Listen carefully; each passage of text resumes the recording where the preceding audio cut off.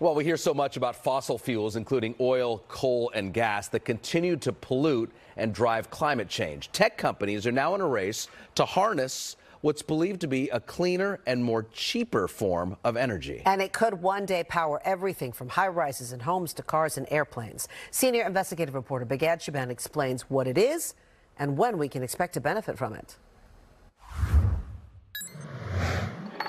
Inside an unassuming warehouse in Berkeley, Carl Bass is hoping to change the world.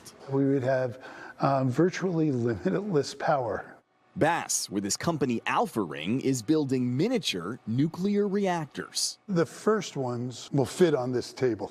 Small enough to store in a closet, but big enough to power entire neighborhoods. So we're not talking about a massively large device. No, we are not. Steve Wong oversees research and development at Alpha Ring and gave us a tour of one of the company's labs in Monterey.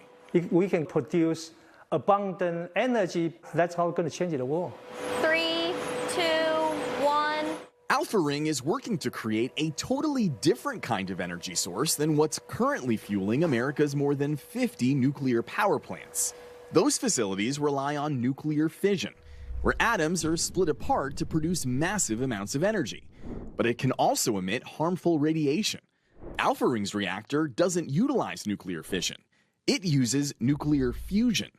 Instead of splitting atoms, they're fused together to create bursts of energy.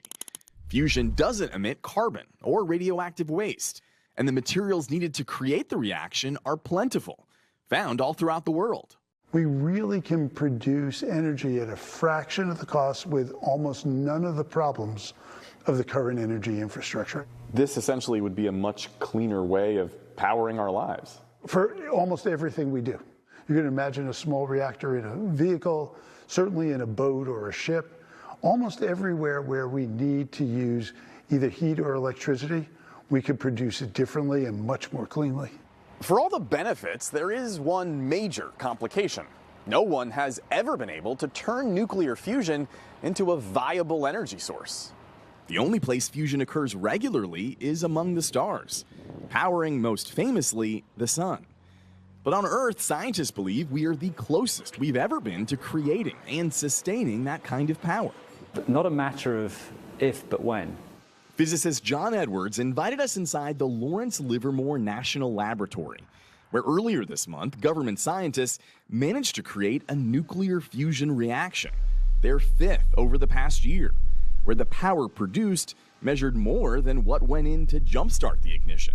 If you think about it, you've got a pile of wood, and you know you can get energy out of the wood if only you can light the fire. Right? And so what we managed to do is show that we could actually light the fire in fusion fuel.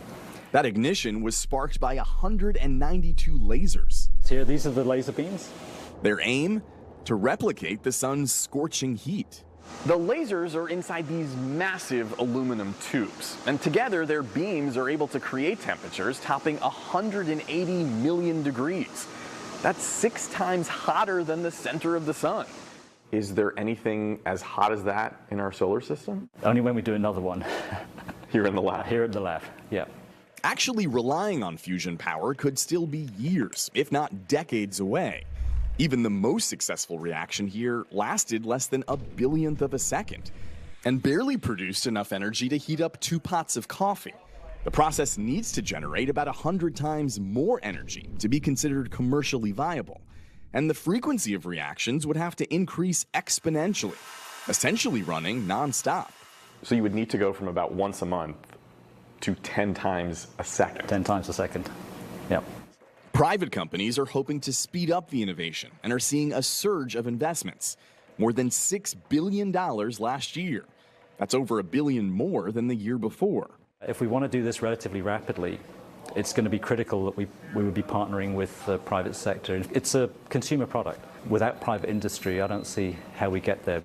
Around the globe, there are over 40 companies currently experimenting with more than 20 different methods to figure out how to sustain nuclear fusion reactions. Solving that problem would change life in a fundamental way. Engineer Ed Morris is a Berkeley professor and author on nuclear fusion. He says he's skeptical about eager tech companies touting scientific solutions to complicated problems that have remained unsolved for decades. If anything sounds too good to be true, it probably is. You don't think the science is quite there yet? Sometimes it will never be there. Some of these concepts are really bad, all right? Others are passable. So this is closer to what the reactor will look like. Alpha Ring's process for producing fusion is considered unconventional, but the company says its science has led to more than 15 nuclear reactions. The energy generated each time has only been enough to power a light bulb overnight. But the company says some of its reactions have extended more than 19 hours. Remember, at the nation's premier government lab in Livermore, fusion has only lasted less than a fraction of a second. The accomplishment of this is just such a big deal. And one of the important things when you make a claim like this, where many people will be skeptical, is that this will be able to be reproduced by others. To prove that, Alpha Ring plans to submit its findings to a slew of scientific journals for review. The company hopes independent researchers will eventually determine the technology really does have star power. With the investigative unit, I'm Begad Shaban.